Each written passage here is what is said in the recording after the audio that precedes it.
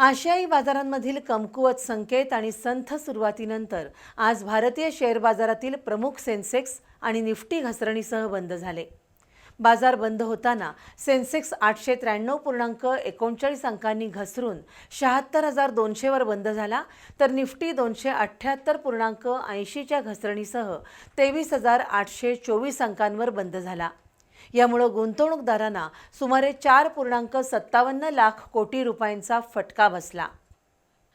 सोमवारी भारतीय शेअर बाजारामध्ये तेजीचं वातावरण होतं, तर आजही सुरुवातीच्या व्यवहारांमध्ये सेन्सेक्सनं 77,194चा उच्चांक गाठला होता, जो 100.76 अंकांची वाढ दर्शवत होता.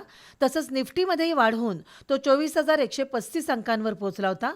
मात्र त्यानंतर झालेल्या घसरणीमुळे BSEवर सूचीबद्ध कंपन्यांचं बाजार भांडवल 475 लाख कोटी रुपयांपर्यंत खाली आलं. बाजारात आज फार्मा आणि रिअल्टी क्षेत्र वगळता निफ्टीचे सर्व क्षेत्रीय निर्देशांक घसरणीसह बंद झाले.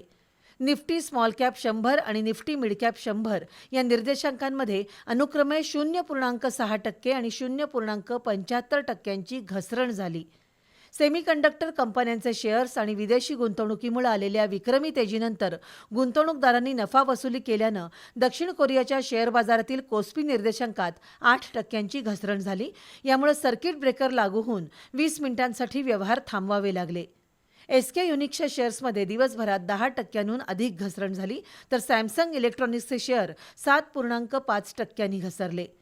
व्यवहार पुन्हा सुरू झाल्यानंतर कोस्पीमधील घसरण अधिक तीव्र झाली आणि तो 9%हून अधिक खाली आला. अमेरिका इराण शांतता कराराच्या आशेमुळे मागील सत्रात झालेली वाढ आणि त्यानंतर जागतिक स्तरावर धातूंच्या किमतीत झालेली घट, त्यामुळे निफ्टी मेटल निर्देशांकात 3% घसरण झाली. तसंच यावर्षी अमेरिकेत व्याजदर वाढण्याची शक्यता बळावल्याचा परिणामही बाजारातील वातावरणावर झाला. त्यामुळे गुंतवणूकदारांना सुमारे 4.57 लाख कोटी रुपयांचा फटका बसला.